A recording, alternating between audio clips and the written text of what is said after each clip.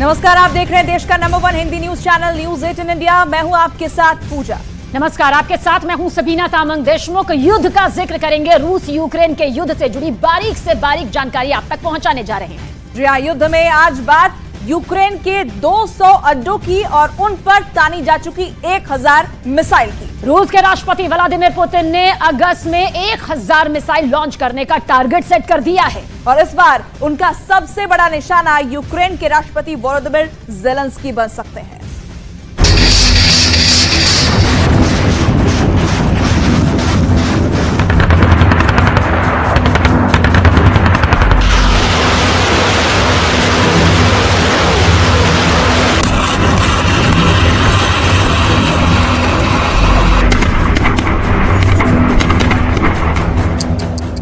चौबीस घंटों में रूस यूक्रेन पर बहुत बड़ा हमला करने जा रहा है। 24 घंटों के अंदर रूस ने यूक्रेन में इतनी बड़ी तबाही करने का मन बना लिया है कि ज़ेलेंस्की पछताएंगे। 24 घंटों के दौरान रूस के खुफिया मिशन की सुई जैसे जैसे आगे बढ़ेगी, यूक्रेन की फौज के पास खुद को बचाने का वक्त खत्म हो जाएगा। ये रूस का दावा है, ये पुतिन का दावा है, ये पुतिन के रक्षा मंत्री सर्गेई शोइगु का दावा है।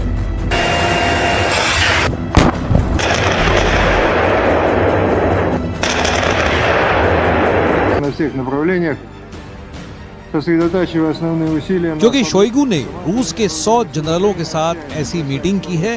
इस मीटिंग में मॉस्को के अलावा यूक्रेन में बैठे 50 मोर्चों के जनरल ऑनलाइन जुड़े। सबने अपनी बात बताई, सबको पुतिन का एजेंडा बताया गया और फिर जो बातें इस मीटिंग से बाहर निकली, उनके बिग पॉइंट यूक्रेन को बहुत डराने वाले हैं। ज़ेलेंस्की को पुतिन के रक्षा मंत्री की इस मीटिंग का रिजल्ट पता चलेगा तो मुमकिन है कि वो अपनी राजधानी कीव को छोड़कर कहीं और पनाह लेने को मजबूर हो जाएं। रूस के हमलों की गंभीरता समझनी है तो शोइगु का ऑर्डर देखिए। पुतिन के कहने पर जो इमरजेंसी मीटिंग बुलाई गई, उसमें सर्गेई शोइगु के सामने रूस की सेना के 100 बड़े जनरल हाजिर हुए। इस मीटिंग में 50 जनरल यूक्रेन में तैनात हैं और उन्होंने यूक्रेन में चल रहे स्पेशल ऑपरेशन की रिपोर्ट ऑनलाइन दी। पुतिन की तरफ से इन 50 जनरलों को यूक्रेन के 200 ठिकानों पर अब तक के सबसे बड़े हमले लॉन्च करने का ऑर्डर मिला है। यानी एक जनरल को अब 4 ठिकानों पर बमबारी करनी है या वहां कमांडो ऑपरेशन चलाना है। В складывающейся обстановке приняты дополнительные меры по повышению защиты от нападения с воздуха и моря. В разы увеличена интенсивность ударов по украинским военным объектам, в том числе обеспечивающим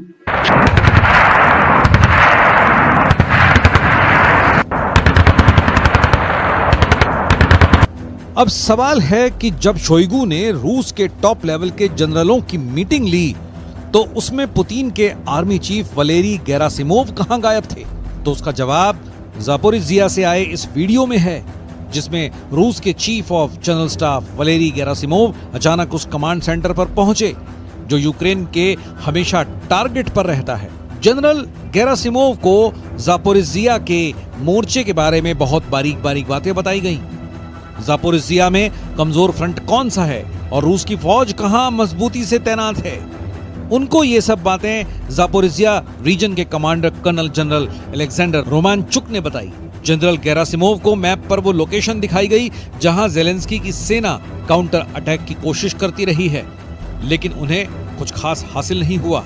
अपनी टीम से रिपोर्ट लेकर गेरासिमोव ने फौरन पुतिन को फोन किया और उन्हें ज़ापोरिज़िया के बारे में अपडेट कर दिया, यानी रूस को कितना नुकसान हुआ है और यूक्रेन को कितने बड़े झटके दिए गए हैं।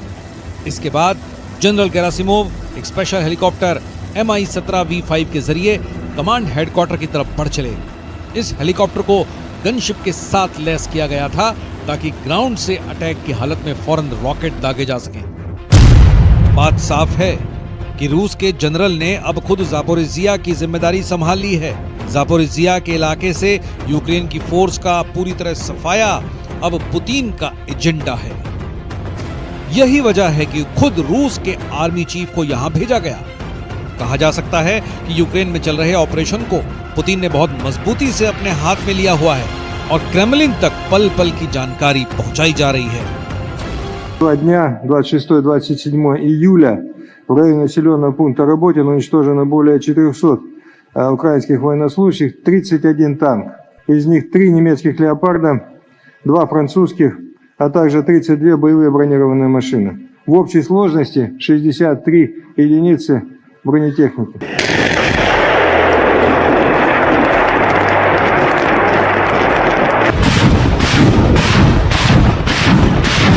पुतिन के हमलों की तीव्रता इतनी ज्यादा बढ़ गई है कि अब पुतिन ने साफ साफ कह दिया है कि यूक्रेन में तैनात हर जनरल अब 4 ठिकानों पर बम बरसाएगा। इस तरह अगस्त में 200 ठिकानों को टारगेट करने की तैयारी है। यानी पुतिन रोज कम से कम 6 से 7 अड्डों को मिट्टी में मिलाना चाहते हैं, जो ज़ेलेंस्की के लिए वाकई बहुत घबराने की बात है।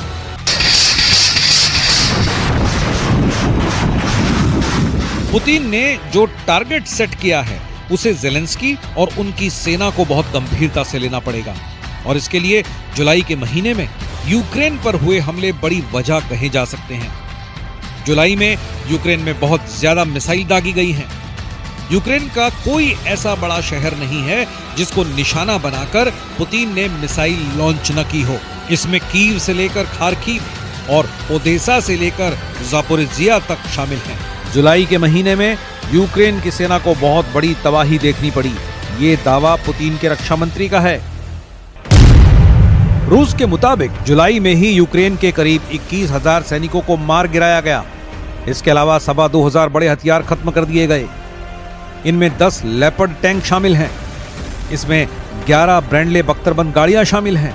इनमें 40 M777 तोप समेत 90 आर्टिलरी सिस्टम शामिल हैं। ये वो हथियार हैं जो यूक्रेन को नेटो से मिले थे। ये हथियार देने वाले देशों में ब्रिटेन शामिल है, अमेरिका शामिल है, पोलैंड और जर्मनी के अलावा फ्रांस के हथियार भी हैं जो पुतिन ने पूरी तरह खत्म कर दिए। खार्किव में हुई बमबारी के बाद की तस्वीरें देखिए। यहाँ ड्रोन से एक खाली इमारत पर हमला किया गया, जबकि 3 और ड्रोन स्पोर्ट्स फैसिलिटी पर बम बनकर गिरे। रूस का दावा है कि यूक्रेन ऐसे ठिकानों को मिलिट्री ऑपरेशन के लिए इस्तेमाल कर रहा है, इसलिए उनको टारगेट किया जा रहा है, जबकि यूक्रेन इसे आम नागरिकों के ठिकानों पर बमबारी बताता है। Украина отчаянно бросает новые силы на штурм наших позиций. Благодаря грамотно построенной обороне, умелой организации системы огня, профессиональным действиям, выдержке.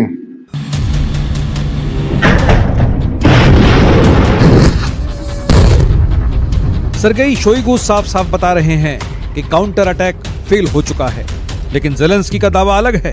उनकी तरफ से बार बार कहा जा रहा है कि काउंटर अटैक कामयाब हो रहा है और पुतिन की सेना इससे घबराई हुई है। Зазнала банкрутства на полі бою. Сьогодні вже 522-й день, як триває так звана спеціальна воєнна операція, яку російське керівництво розраховувало на тиждень-два. Україна стає міцніше. Поступово війна повертається на територію Росії, до її символічних центрів та військових баз. І це неминучий, природній та абсолютно справедливий процес. Але маємо бути свідомі того, що як і минулого року, так і цієї зими.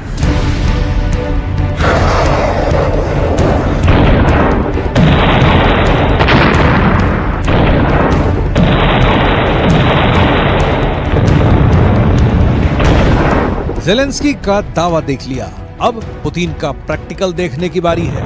पुतिन ने ओदेसा हमले के दौरान अपनी इस मिसाइल का बहुत ही खास वीडियो बनाया और फिर पूरी दुनिया में वायरल कर दिया। Camera 1, camera 2, camera 3, camera 4, camera 5। कुल मिलाकर 10 कैमरों से इस मिसाइल लॉन्च का स्पेशल वीडियो बनाया गया। ये पुतिन की वो मिसाइल है जिसने 10 हफ्ते तक लगातार ज़ेलेंस्की की नींद उड़ाकर रख दी। ये वो मिसाइल है जिसकी वजह से यूक्रेन के लोगों ने रात में सोना बंद कर दिया है। ये वो मिसाइल है जिसके हमले का मतलब है 100% मौत, और ये गारंटी खुद पुतिन दे रहे हैं, पुतिन की सेना दे रही है, पुतिन के जंगी जहाज दे रहे हैं। पुतिन ने एक बहुत बड़ा मिशन शुरू कर दिया है जिसका नाम है मिशन ओदेसा। और इसीलिए ये मिसाइलें बार बार फायर की जा रही हैं।